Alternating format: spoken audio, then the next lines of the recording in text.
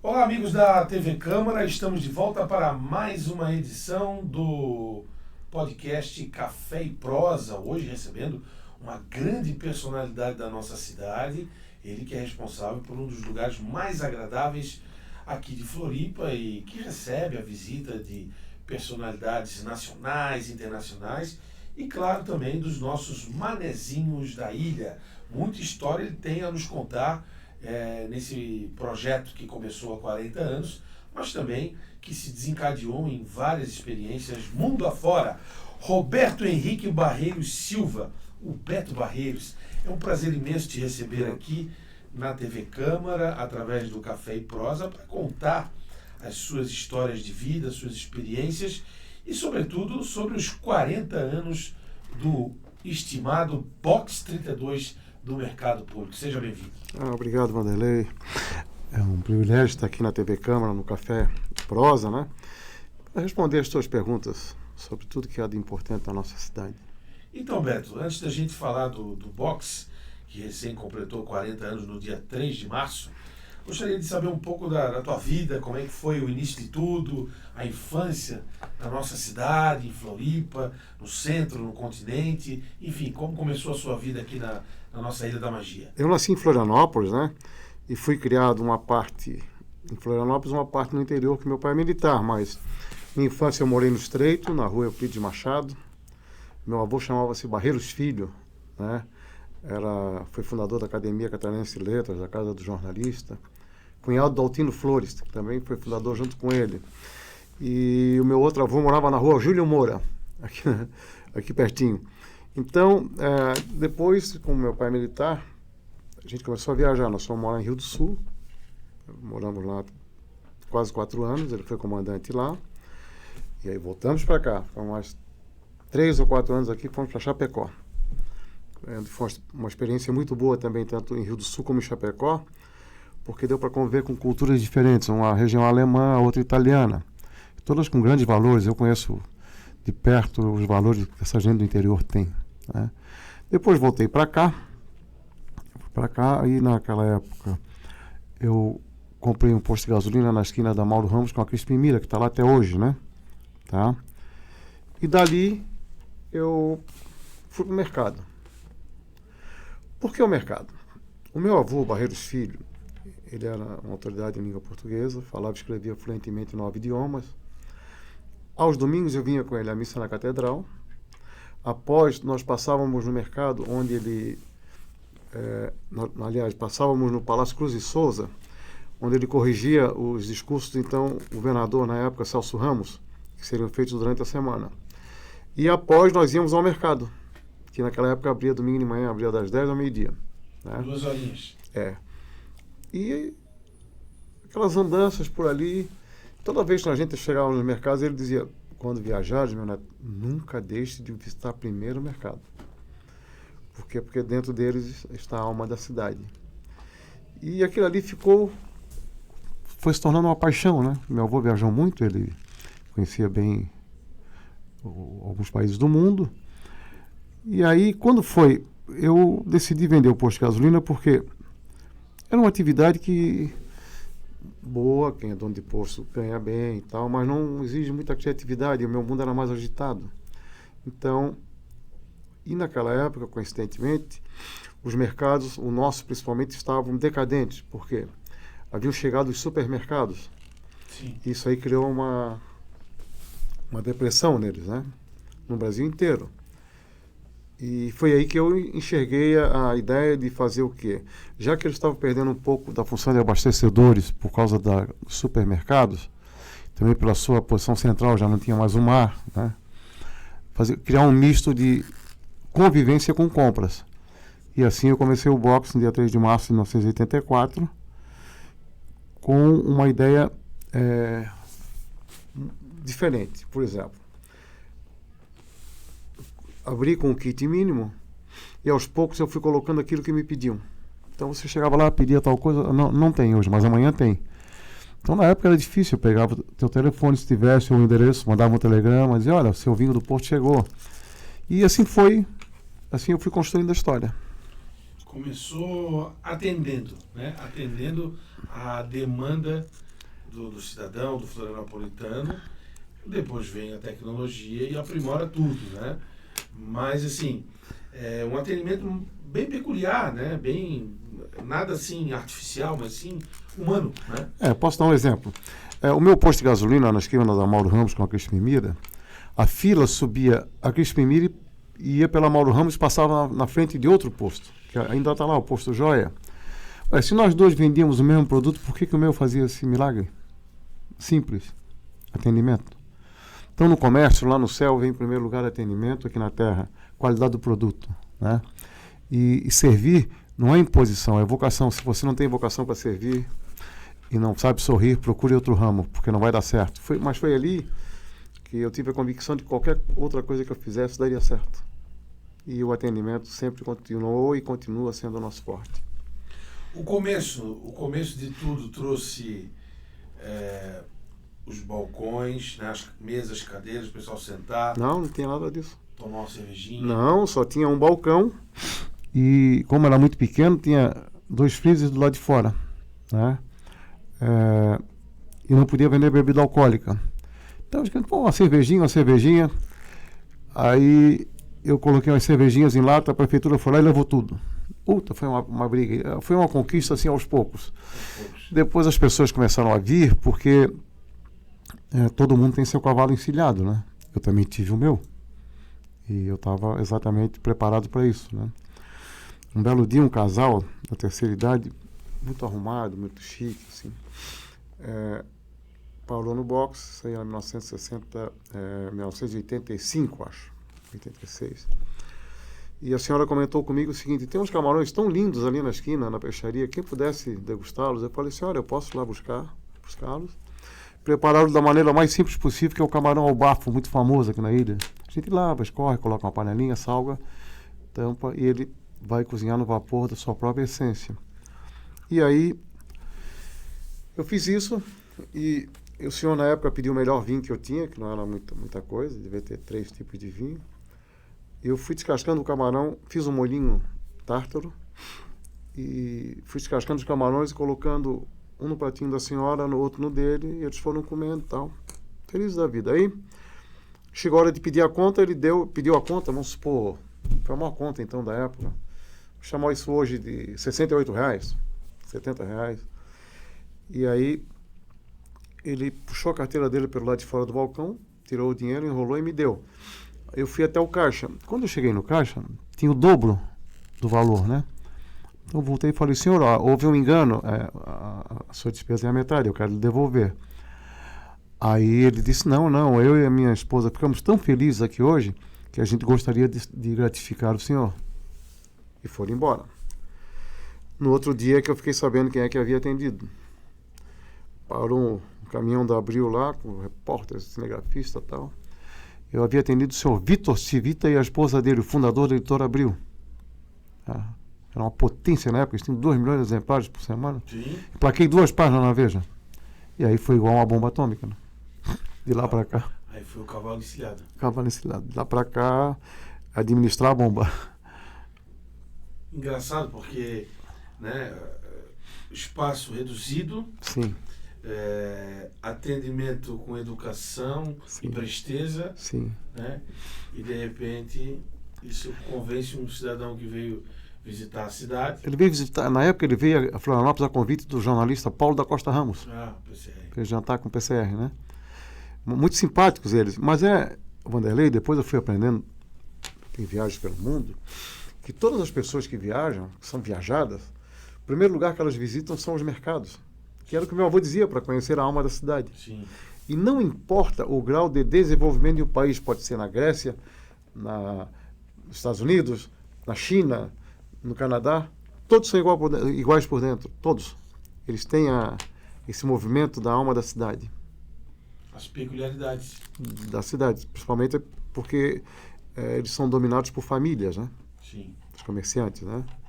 Então, isso faz uma diferença enorme. Bom, Beto, e aí você começou a aprimorar o boxe, né? Eu me lembro nos anos 80, né? Nos anos 80 foi a minha infância, né?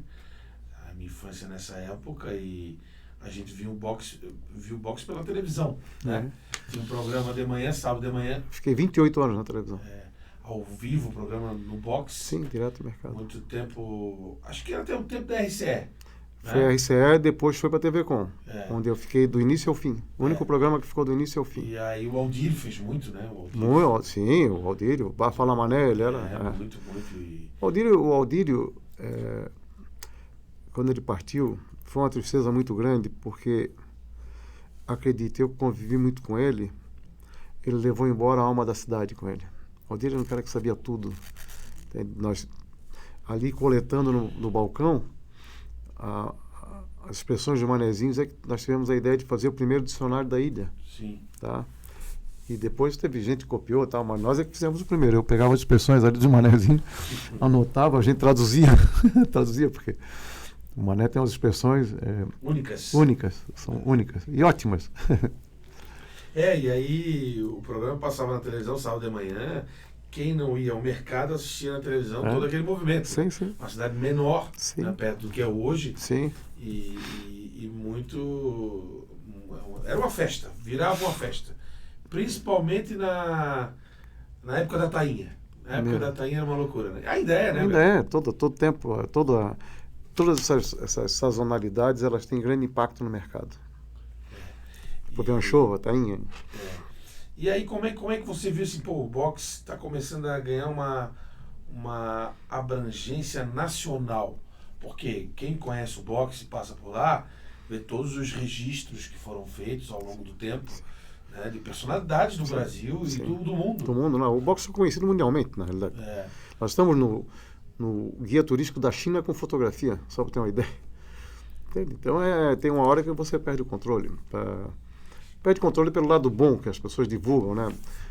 As TVs do exterior, todas, Alemanha, Estados Unidos, enfim, nós somos presentes ainda permanentemente.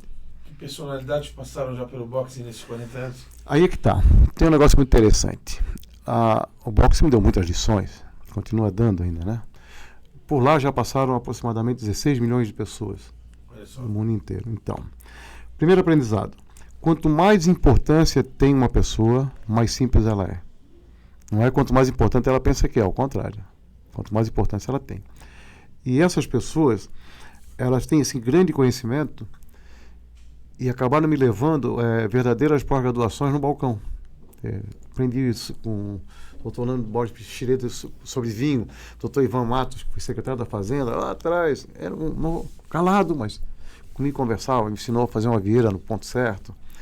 E assim, e os anônimos, porque, Vanderlei, lá, por exemplo, ia um menininho com o pai e com a mãe, e lá no outro lado uma menininha com o pai e com a mãe.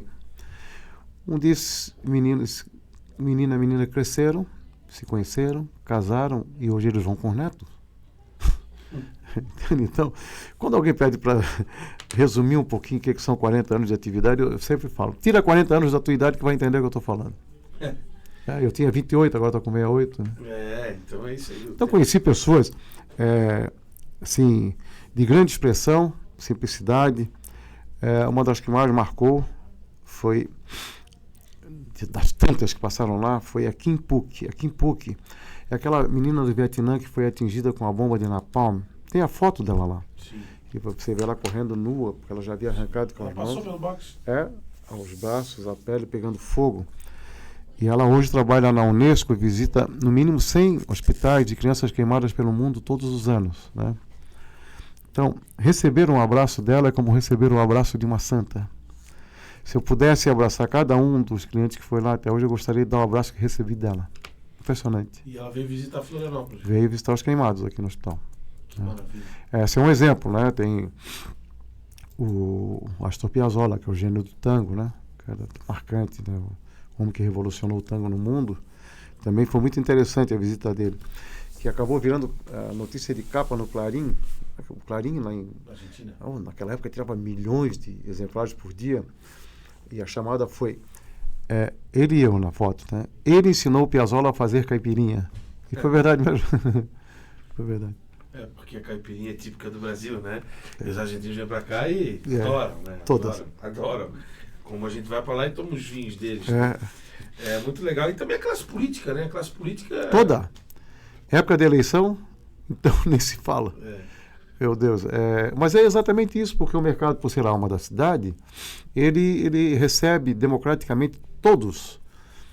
Veja, um dos bares que mais vendeu, o restaurante que mais comercializou bebidas alcoólicas no mundo, proporcionalmente por metro quadrado, é o Box 32. Metro quadrado, número de empregados. Nunca aconteceu uma briga lá. Por quê?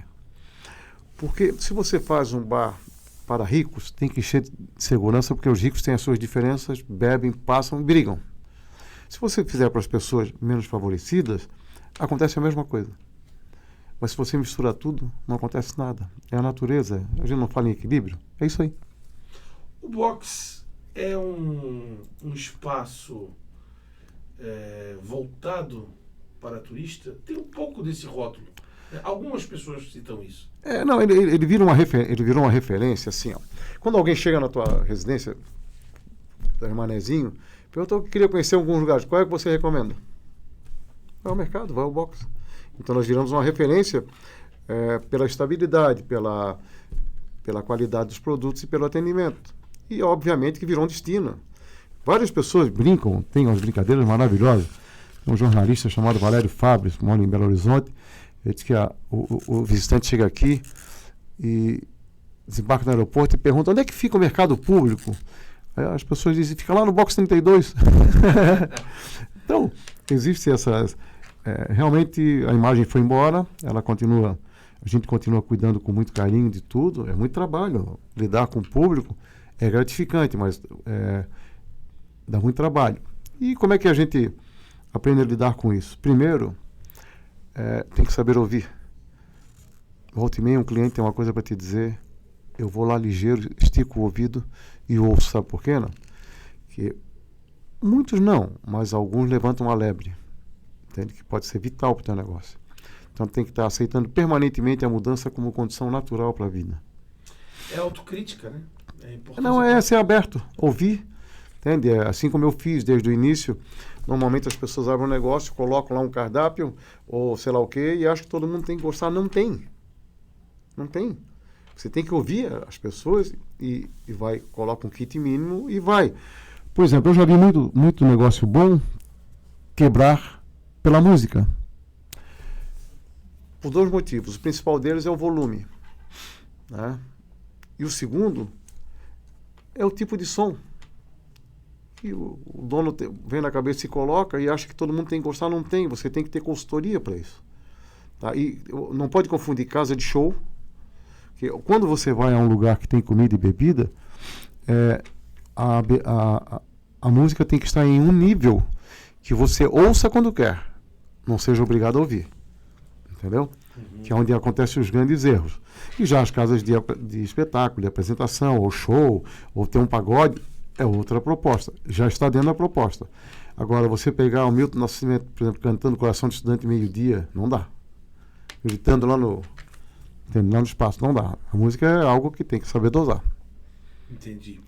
Roberto, e a gente sabe que o box, ele deixou de ser, faz tempo, deixou de ser um restaurante, um espaço, virou um ponto turístico e expandiu a sua marca, né? Sim. O box expandiu a sua marca em face da infinidade de produtos que são, né, que é ofertado aos clientes, né? Começou com quem? Qual foi o primeiro produto licenciado do box? Cachaça. Cachaça? Cachaça. Eu sempre acreditei que um dia a cachaça seria a marca do Brasil. Ela agora é. Mas ninguém acreditava. Porque tudo que era dos outros era melhor. Não é verdade. Eu sempre achei que a nossa é bom. Então, quando eu comecei, vendia uma garrafa de cachaça por semana. 18 doses. Sim. E na época, Vanderlei, eu queria fazer um rótulo para colocar na garrafa. As gráficas queriam que eu fizesse 5 mil rótulos. Como? Não tinha dinheiro. E 5 mil? Quantos anos, né? E não tinha jeito. Então, o que eu fiz? Eu copiei uma folha daquelas de papel ofício, papel manteiga, desculpa, copiei uma fotografia do mercado, que era da fachada, né? Aí depois passei no mimeógrafo, aquele de tinta, se pegasse, né? Tinta meio Sim. Quase roxa. Aí cada folha de papel ofício eu fazia 4 rótulos, branco, né? Uhum. Aí eu acordava às 4 da manhã, abria o box às 5, trabalhava até 10 da noite. Aí chegava em casa, pegava a caixinha de lápis de cor do jardim da minha filha e pintava cada rótulo, né? As paredes de amarelo e as aberturas de verde. E sabe que depois que aconteceu? As pessoas queriam comprar cachaça que eu tinha pintado o rótulo.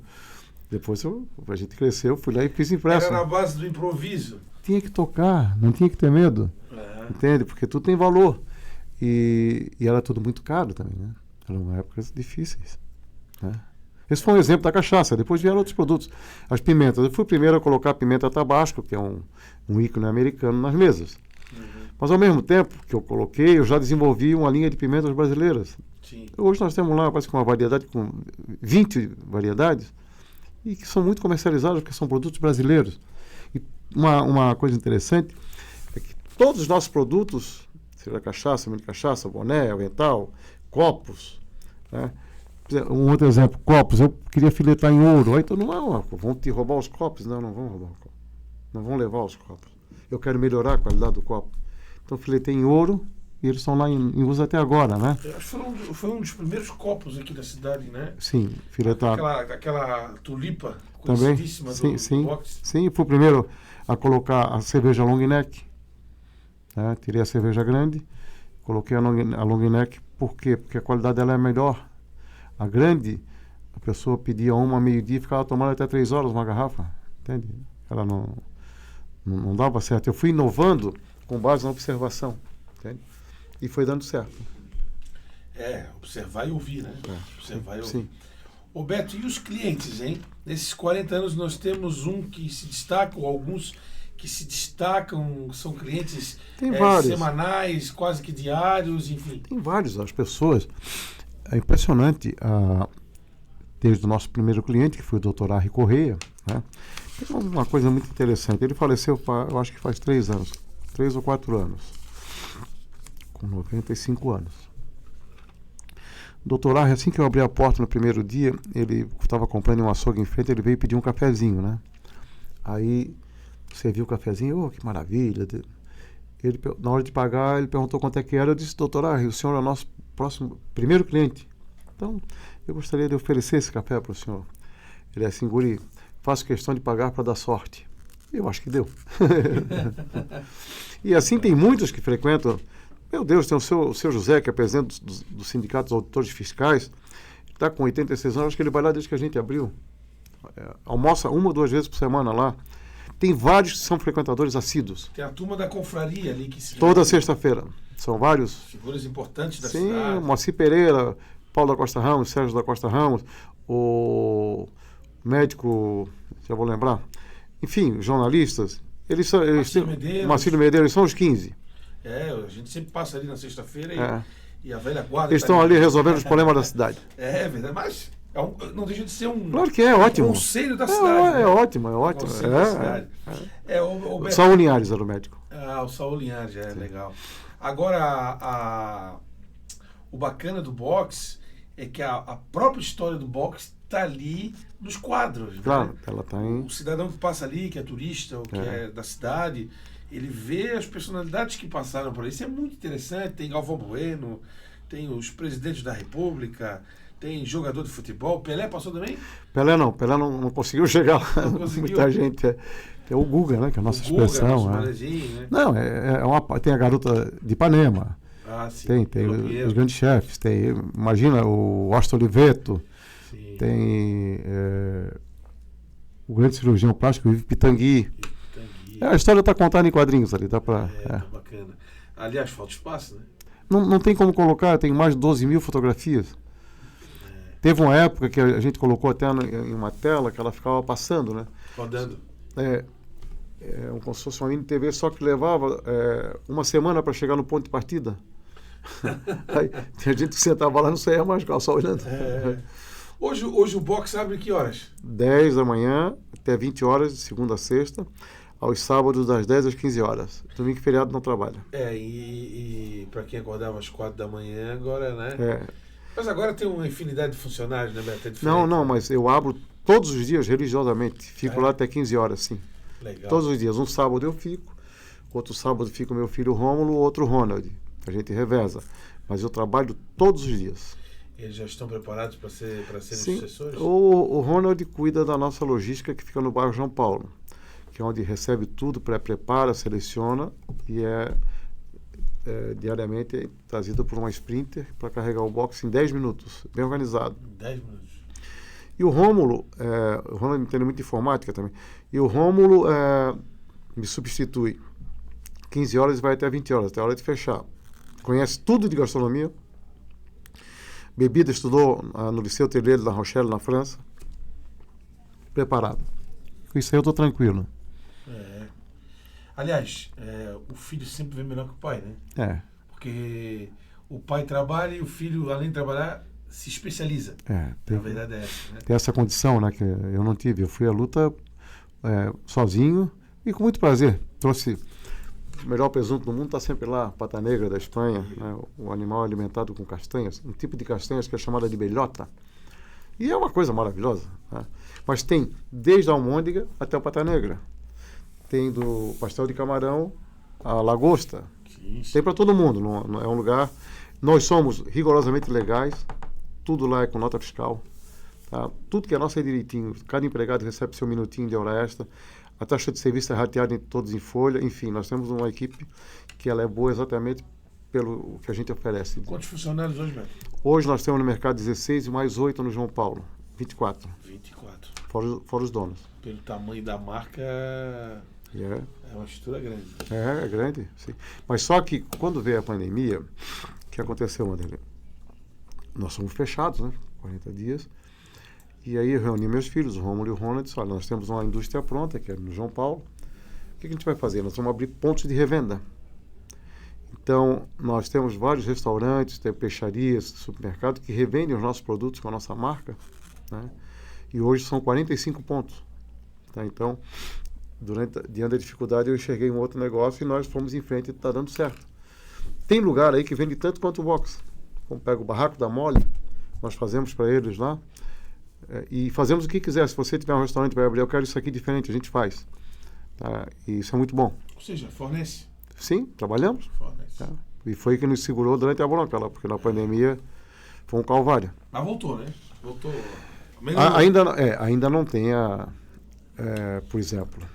Por que ainda não tem o mesmo retorno? Você pega, vai ter um congresso aqui, eles começam a planejar 3 anos antes. Sim. Então isso aí saiu do ritmo. Está voltando, o brasileiro viajou mais dentro do país.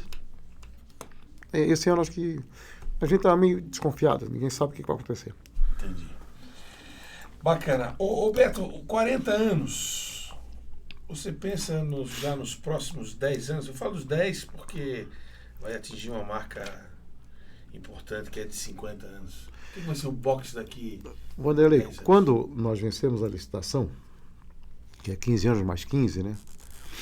E nós reabrimos em 2015, sim, eu disse para meus filhos, a gente tem que fazer um fundo para participar da futura geração, daqui da futura licitação daqui a 30 anos, né? Aí os dois me olharam de lado... Não se preocupe que até lá provavelmente eu já serei mais o boneco do Berbigão do Boca. Mas vocês acham que 30 anos é uma eternidade? Não é. Já passaram 8 agora. Enfim, o que eu enxergo? Eu enxergo assim muito comprometimento, mas também a necessidade da união de todas as entidades que representam os cidadãos, os empresários, enfim, para a gente ter um país mais justo, entende? Mais estável, menos alternâncias de economia. Não, menos solavancos, né? Porque qual é o nosso dilema hoje? Nós não podemos mexer nos preços, só que vários produtos já encostaram. O insumo subiu tanto. Sim. E ele subiu por quê? Porque a gasolina subiu, o diesel subiu e subiu. Sim. Tudo vai subindo. Só que o consumidor tem seu limite, assim como eu tenho, você tem. Então eu desejo que a gente viva mais estabilidade e segurança, porque daí pode investir sem medo, não tem medo de juro alto, né? Nós não temos dívida, mas dependendo da expansão, você é obrigado a fazer um financiamento, tá? E isso aí não há financiamento exatamente pela desconfiança de você não saber o que há, o que vem pela frente, né? Fica um receio, né? Receio. Ô Beto, e o boxe te levou para o mundo. Sim. Né? Não só até o balcão. O balcão veio, o mundo veio ao balcão. Sim. Mas o balcão foi ao mundo. Você conhece 39 países. Sim. E traz consigo esse legado que seu avô deixou. Né? Conheça os mercados públicos. Sim. E aí você pegou e foi conhecer outros países, experiências que você teve, que vão ser para sempre. Nos conte um pouco sobre isso. Olha, Vanderlei, quando a gente chega lá em Acrópolis, na Grécia, né? Embaixo tem o Teatro Herodes à direita, sobe um pouquinho, lá no meio tem o Jardim de Adriano, e lá em cima tem o Partenon. Em frente ao Partenon tem o Pé de Oliveira de Platão, filósofo. Ele tem 2.300 anos e continua produzindo. Quer dizer que quando descobriram o nosso país, aquele pé só tinha 1.800 anos. Então aí dá um nó na cabeça. Qual é o aprendizado dessas viagens? É que você aprende a aperfeiçoar algumas coisas, né? Enxergar visão sobre outras coisas, mas eu te confesso que o melhor momento de cada viagem mesmo foi a hora de voltar para casa. Porque pela juventude do nosso país, nós temos muito para fazer ainda e fazer melhor. Entende? As lições foram grandes, mas eu não troco meu país por nenhum outro país. É bom conhecer a casa do vizinho, Isso. mas o que ele tem de bom a gente nós temos assim, muita gente nos acha ingênuos, e somos mesmo, porque nós não temos 3.000 anos de guerra. Quem é que perdeu uma família na guerra aqui? Ninguém. A não ser quem veio da Europa, mas nós temos um mundo mais pacífico, né? E pessoas que não têm um outro comportamento. Entende? O brasileiro é um povo fantástico. Eu acredito muito no Brasil, no nosso futuro, e se Deus quiser, muito melhor. E histórias assim engraçadas que foram vividas no boxe, o que você se lembra assim que marcou? Um fato pitoresco, algo que chamou a atenção? Não, muita coisa marcou, né? A própria visita do Piazzolla foi um. Mas havia uma senhora aqui da nossa sociedade que ela teve tudo que vocês podem imaginar em vida, perdeu tudo, e o marido acabou preso. E ela ia lá no boxe quando tinha dinheiro. E depois que a situação dela ficou completamente ruim, né? Ela passou a ir lá e comia, ela era miudinha, comia pouquinho, bebia alguma coisa e saía sem pagar, né? Então a minha funcionária me chamava e dizia, Beto, eu dizia, deixa, atendam sempre bem ela, porque ela já enxergou aqui o inferno e o céu. Talvez a única alegria que ela tenha na vida é vir aqui. Então eu compreendo bem e vamos continuar recebendo todas as vezes que vier. Aí eu comecei a pensar uma maneira de como é que eu vou resolver isso, né? E descobri a maneira. Um dia ela chegou lá e falei, dona, é o seguinte, eu tenho uma notícia boa para a senhora. A partir de hoje, a senhora é sócia remida do Box 32. Pode comer e beber o que quiser, não precisa pagar mais nada. E ela continuou indo, e com um detalhe, todas as vezes que ela ia, ela escrevia um bilhetinho para mim num guardanapo, né? Que eu tenho guardado, e se um dia eu fizer um livro, eu vou colocar os bilhetes que recebi de Dona Lídia. Todos eles era a mesma coisa, a desgraça entre viver com e sem dinheiro. Assim, com dinheiro você tem amigos, sem dinheiro você vai descobrir que não tem amigo nenhum, sabe? Tudo relacionado ao mundo que ela viveu, né?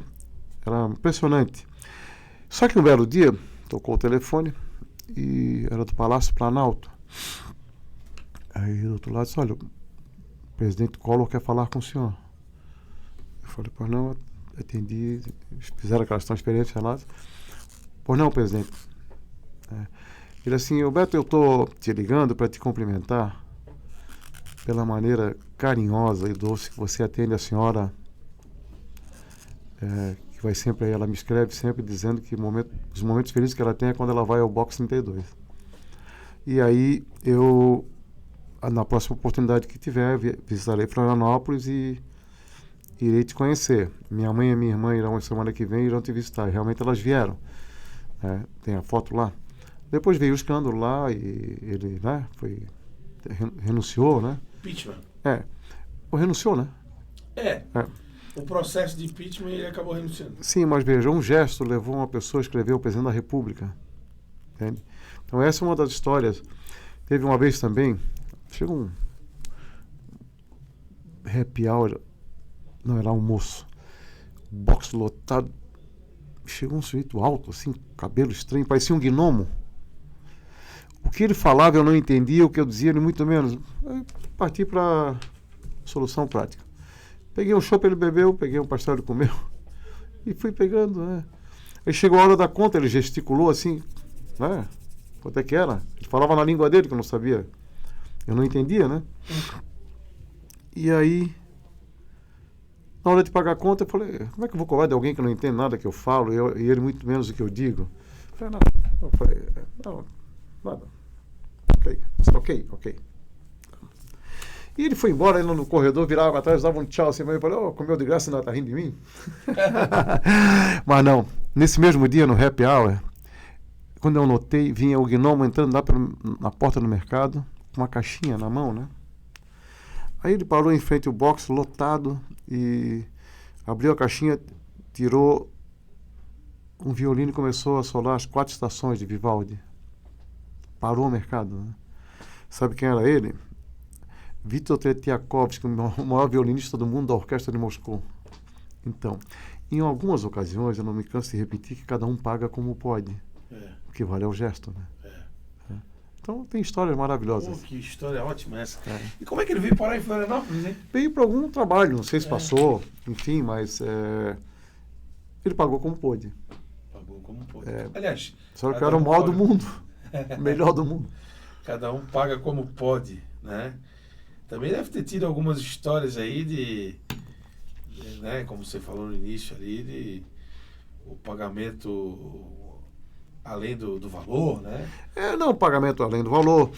Também, são 40 anos. Você pode imaginar quantas pessoas nesses 40 anos disseram, pô, Beto, eu estou lá no Costão do Santinho, agora que eu vi que eu não trouxe a carteira, estou sem dinheiro, não sei como pagar. Quanto é que foi a sua conta? Deu R$42. Seu nome é Vanderlei Brion. Vanderlei é o seguinte, fica anotadinho aqui nesse caderno, não importa o valor, pode ser pouco, é muito, né? Quando você puder, passa aqui e nos paga. Sabe quantas contas nós perdemos durante esses 40 anos?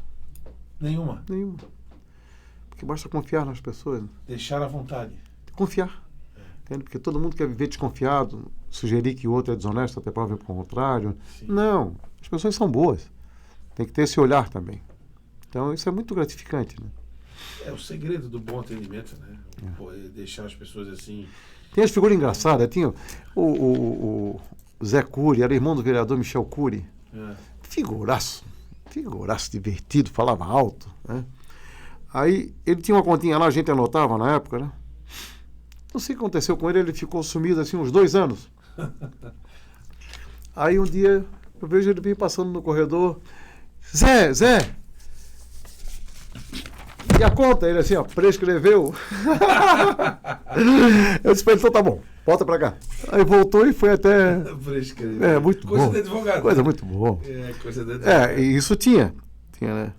Aí teve uma outra situação que um cliente comeu um quibe, né? Aí comeu um quibe. Aqui tem uma pedra no meu quibe. Lá no corredor, escandaloso, né? Não sei se o senhor pode me dar a pedra, né? Aí ela me trouxe, eu peguei, fui na pia, lavei. Senhor, é a sua prótese. Tinha caído o dente dele. Aí devolvi o dente. E ele disse que era uma pedra. É uma pedra. Salvei meu quibe. Muito bom, muito bom. Ô, Beto, e as receitas, hein? Você, claro, tem receitas que não podem jamais ser reveladas e sempre buscando... Não. Porque não é verdade, não. Na gastronomia, a gente aprende fácil quando entende, né? Sim. Por exemplo, a primeira regra que se aprende na gastronomia é todo sabor de um corpo vem das suas partes de gordura. E se você fizer um arroz e der errado, coloca azeite de oliva ou manteiga que ele vai ficar saboroso. Tá? Então, isso não tem segredo. Você vai descobrindo que existe aperfeiçoamento. O que incomoda hoje? As pessoas hoje são muito viajadas. Conhecem.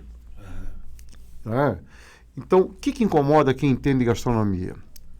Não há dúvida que, primeiro, é a qualidade do produto e, segundo, o ponto dos alimentos. Sabe o que é você pegar um fruto do mar torrado? Uma carne maravilhosa, queimada? Então, isso sim incomoda. Essas técnicas a gente tem que aprender permanentemente, porque mudam as formas de cocção. Né? Nós hoje temos, por exemplo, forno de convecção, com umidade. Ele joga para dentro. Os outros jogam para fora, desidratam. Aquela maciez. Sim. São seus segredos. Quanto ao tempero, por exemplo, nosso pastel de camarão, todos os nossos pastéis contêm 100 gramas de recheio. Tá? E eles são muito apreciados. Uma história interessante, o de camarão é o campeão, em segundo lugar vem o de berbigão. Eu faço questão de falar junto com outros acontecimentos. Por exemplo, o primeiro cultivo de ostra em Florianópolis, quem fez foram 3 amigos e eu. Tá? E depois o projeto deslanchou com a entrada da nossa querida Universidade Federal, sim, que desenvolveu em laboratório a semente do Pacífico, que é a que tem até hoje. E hoje também ela já desenvolveu a semente daquela ostra nativa daqui, que a gente comia na pedrinha, batia, sim, que é o tipo gazar.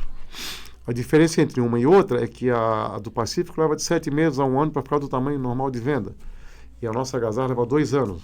Ela é mais gorda e mais doce, né? Mas através disso aí, aconteceram outras revoluções. Então, hoje, 98% da ostra que consome no Brasil sai daqui. Verdade. Então, foi esse padrão de qualidade. Esse pontapé inicial. Eu fui para a França, Canadá e Chile atrás de produtores. Hospedei na minha residência o maior criador do mundo, chamado Bernard Logros.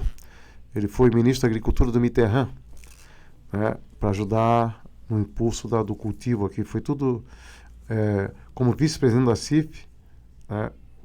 Eu participei do início ao fim da construção da escola de gastronomia na cabeceira da ponte, né? Exatamente voltada para o aperfeiçoamento da mão de obra, da qualidade dos nossos produtos aqui. Mas teve, por exemplo, naquela época, nós tínhamos no Carnaval o Som Mais Eu, que era um bloco de quem estava no Catarinense. Sim, sim. Tá. E aí... fundado nos anos 70, final dos anos 70. Por aí, isso. Aqui tinha embaixo do clube do Cine São José tinha como era o nome ali? Uma casa de show. E ali acontecia o enterro da tristeza toda sexta-feira anterior ao Carnaval. Quando acabou aquilo ali, uma parte das pessoas ficaram perdidas aí numa reunião lá no mercado. O Abraão, que é o Boca, Paulinho Abraão, o Nado Garofales, Pepe, e vai embora, a raça toda. Não quero fazer injustiça, todo esse grupo. Caco Bastos, que ainda é reunido até hoje, né? Tá? E surgiu a ideia de fazer o Berbigão do Boca. E o primeiro bloco de Berbigão do Boca saíram todos fantasiados de boxe 32, porque não tinha nada. Né? E aí, o bloco pegou. Depois ajudei a criar o concurso gastronômico do Berbigão do Boca, que eu presido anualmente o concurso, né? Tá? E hoje? O que o Berbigão é? Patrimônio imaterial do Florianópolis. Bom, mas como é que ele melhorou na gastronomia, começando por nós? Eu fui para a Itália, aí é que tá, você tem que viajar com o objetivo de aprender. Por que o nosso aqui era comida de pessoas menos favorecidas e lá na Itália era espaguete ao vongole, uma fortuna? Pois é. Porque o nosso aqui, ele sempre teve um resquício de fumo quando a gente comia, que era o lodo. E lá na Itália, o que eu descobri? Que eles retiram ele um dia antes do fundo, colocam em cestos e ele fica cevando, vai embora tudo que tem no seu estômago. Entende? Sim. Trouxe para cá a técnica e ainda trouxe os ancinhos, que são ecológicos, só pegam de um tamanho, quer dizer, não pegam os filhotes. Ó. Aí difundi essa técnica e foi embora. Então, hoje o Berbigão é o segundo produto mais consumido, já tem preço de camarão. Tá? É verdade. E tem gerado bons empregos com boa renda. Tem Berbigão ainda? Tem, claro que tem. O do box vem de onde? Vários lugares. Quais? De Santa Catarina, vem de São Francisco, vem aqui perto da Pinheira, vem de vários lugares. Do Macembu ali, né? A região, o Berbigão hoje, o quilo dele é caro no mercado, nas peixarias. Mas ele rende muito e para você fazer 1 quilo de camarão, olha a mão de obra que dá para o pescador, para as pessoas que selecionam. Mas ele ganhou força. O Berbigão, todo mundo fala o seguinte, o Berbigão ele tem que ser fresco e tem que lavar bem. Por conta da areia, aquela coisa toda também. Não, isso já sai na lavação e na depuração lavação, agora. Não, tá bem melhor. Mas o cara que compra numa peixaria em casa, ele tem que fazer mais uma lavação? Lava bem, dá uma coada boa, né? Tirar os resíduos. Mas é um alimento que ganhou seu espaço. E ninguém vai tirar mais. Não. Berbigão ensopado, né? Seja ele no pastel, ou com um pirãozinho d'água, um arrozinho ou uma farinha, né? Ele é bom de todo jeito. Vanderlei, eu presido anualmente o concurso gastronômico do Berbigão do Boca, que esses anos últimos, antes da pandemia, colocamos mais de 100 mil pessoas na praça. Sim. Tá? É impressionante a qualidade das receitas que são apresentadas anualmente. É impressionante. Criatividade. Então, cada concurso desse eu saio mais feliz. Penso, puxa vida, chegamos lá e ainda continuamos crescendo com criatividade. E o turista consome? Consome. Porque o berbigão é uma palavra nossa, né? Ele é conhecido como vongole. Então a gente já coloca berbigão ou vongole. Gosta de provar e gosta. Tá? O presidente da Casan, o Moritz, há anos, semanalmente, vai lá comer o pastel de berbigão. Sim. Entende? É apaixonado, é mané mesmo, de raiz. Raiz, o berbigão é uma coisa maravilhosa. Eu adoro, né? Ô Beto, mas aí o... Edson Moritz, né? O berbigão no eixo São Paulo tem outro nome também, né? É vongole. Mas então eles chamam de vongole. O mexilhão é mais Não, mexilhão é marisco. O marisco, né? Para nós é o marisco. Mexilhão é dali para cima, Espírito Santo. Aliás, temos bons mariscos aqui na região também. Temos, de cultivo e de mergulho. São produtos de excelente qualidade. E a história do marisco que tem que tomar cachaça nos conta isso, Beto? Isso é conversa de que é para matar o bicho, não é? Isso é só para tomar cachaça mesmo. A desculpa é o marisco. Mas tem que limpar bem também, né? Não, o marisco eu recomendo ele, você quando compra fresco, faz o cozimento dele em água com sal, né? Depois escorre e come, tranquilamente. O marisco tem que cozinhar bem. Né? Não muito não. Não. O suficiente para ele ficar rosado e tenro, deu. Senão ele borracha. Senão ele borracha. Esse é o segredo. E a ostra? Qual é a melhor ostra? Olha... A melhor receita, no caso? No mundo inteiro. Aqui aconteceram coisas... Não adianta. No mundo inteiro, você vai no Japão, comida japonesa não tem nada a ver com o que é feito aqui. Aqui colocaram queijo... Queijinho. Cream cheese. Enfim, mas acontece que é bom. Então, saboroso.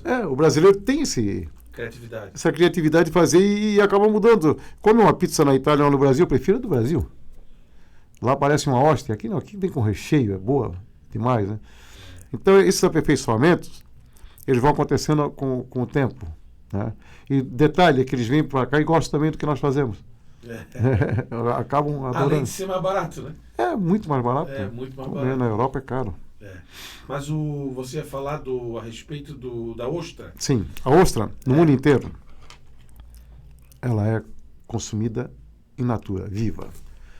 Por quê? Porque ela representa a pureza dos oceanos e o sabor do mar.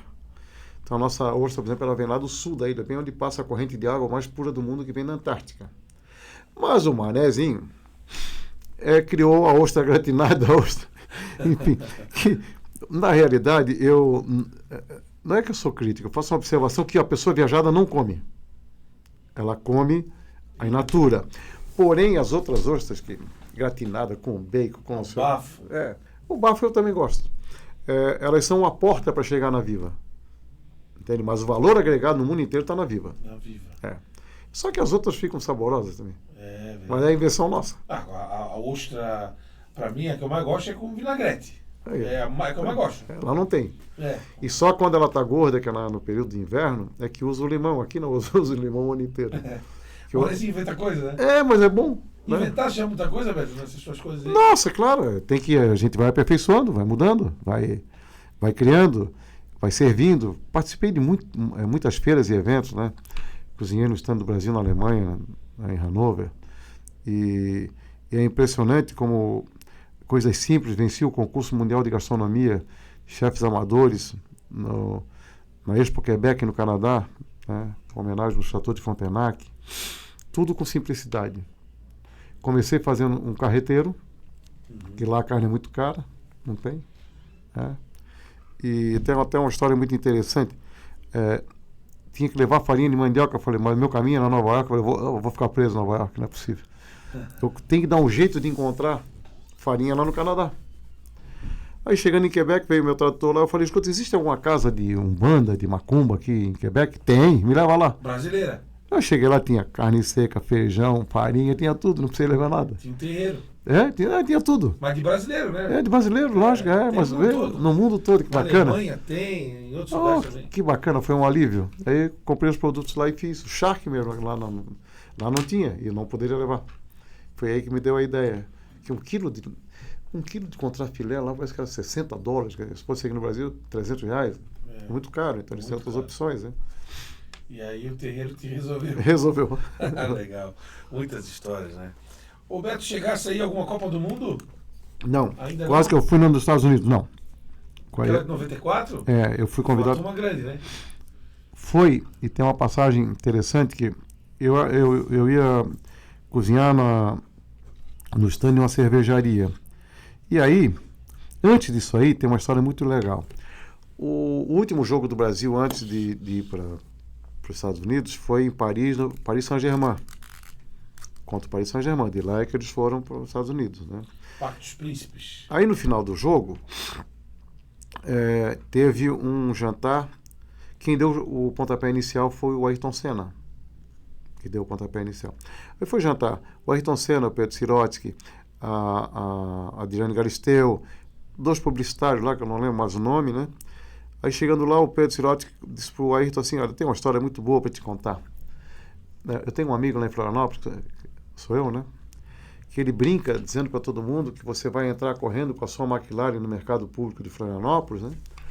Vai dar uma freada em frente ao box dele e dizer, box 32, o único box que eu gosto de parar. Aí o Ayrton disse, então pode avisar para ele que eu vou gravar lá e de graça. E ele morreu no domingo seguinte, né? Morreu.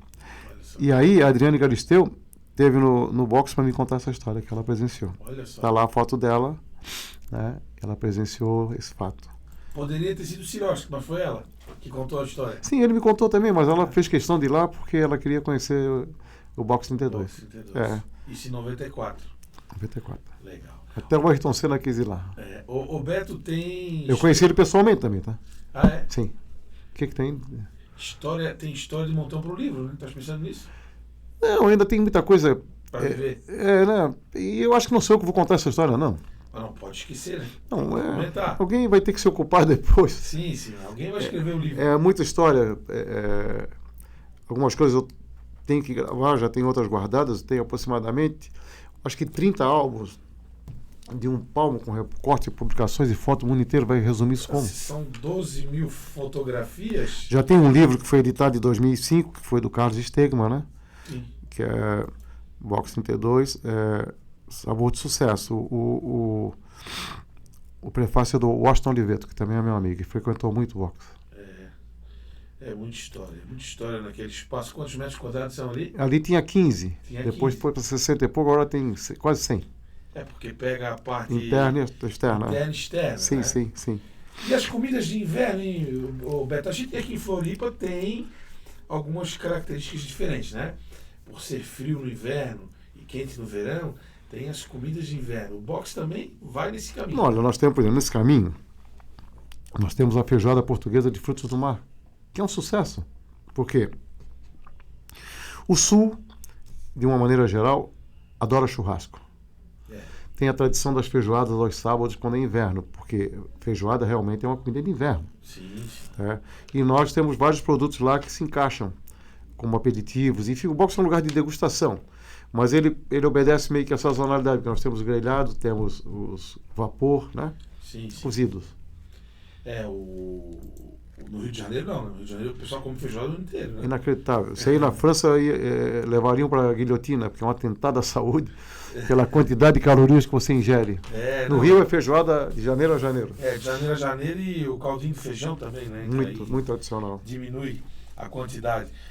E olha, tem tanta história legal que a gente vai, né, conversando, o tempo vai passando, mas. E o Beto fora do boxe, hein? Porque assim, 2/3 da tua vida no boxe, né? Sim. Até agora. Sim. Até nesse momento. Sim. O Beto fora do boxe, hein? O que é o Beto fora do boxe? Olha, eu tenho um filhinho que vai fazer 13 anos, né? Então eu ainda tenho a rotina de pai. E esse, graças a Deus, é o único filho que praticamente eu estou tentando acompanhar o crescimento, já que os outros, que são tão importantes quanto ele, eu tinha que sair para matar os leões e sair, eles estavam dormindo, chegava, eles estavam dormindo. Mas eu gosto muito de ir ao Pântano do Sul, gosto de ir à Costa da Lagoa, e aí no verão eu mudo para Cachoeira. Sim. Passo o verão lá, que é muito divertido. É uma tradição muito antiga. Antigamente as famílias aqui se mudavam em dezembro para a praia e voltavam em março. O meu pai passou por isso, tem 90 anos, eu passei e os meus filhos estão passando. Era uma cidade menor e as pessoas em dezembro passavam as festas e ficavam até março. Agora eu gosto de passear. Sou um mané que gosta de passear. Desbravar-se a ilha toda já ou tem algum lugar? Não, muitos lugares. Eu gosto de passear. E gosto de lugar simples, onde tenha sossego. Eu vou muito ao Ribeirão também. Tá? Eu gosto de passear. Sair de casa. É uma maneira de aliviar um pouco as tensões. Faço também, em algumas ocasiões, comida em casa. Né? Tenho feito menos para aproveitar mais esse aspecto. E o vinho? És um grande apreciador de vinho? Eu gosto de vinho. Gosto também de espumante. Nós temos espumante com marca própria, que é produzido aqui em Água Doce pela Village Grande. O champanhe verdadeiro, lá em Champagne, né, ele é composto por 3 uvas: Pinot Noir, Pinot Meunier e Chardonnay. E o nosso espumante aqui é o único que contém as 3 uvas, que o Grande produz pelo método champenoise, que é um método de envelhecimento na garrafa. Sim. Não é em tanque de aço, né? Então, eu gosto mais moderadamente. O vinhozinho no frio também vai bem, né? Hein? O vinhozinho no frio vai bem. Vai bem, às vezes um cubinha também, tá? Cubinha? Oh, coisa boa. Cubinha, adepto do Cubinha. Legal, Beto, te agradecer aqui pela presença no nosso programa. A resenha foi bacana. Resenha é uma palavra que está em alta agora. Antes era conversa, agora é resenha. Mas isso acho que dá mais juventude ao papo, né? Sim. Te agradecer pelas histórias do boxe, tuas histórias de vida também. 40 anos de boxe 32 e vai longe aí com 40, 50, 60, né? Nosso mercado vai longe também e construindo a história da cidade. Essa é a verdade. E contando também a história. Vanderlei, eu te agradeço, a TV Câmara também, e o programa Café e Prosa. Eu desejo muito, muito mais êxito, tá? Muito obrigado. Obrigado, Beto Barreiros. Você acompanhou esse papo aqui no Café e Prosa. Lembrando que a supervisão técnica com Lucas Gonçalves e Ismael Souza e a direção geral da TV Câmara, da jornalista Carla Silveira. Até a próxima, um abraço.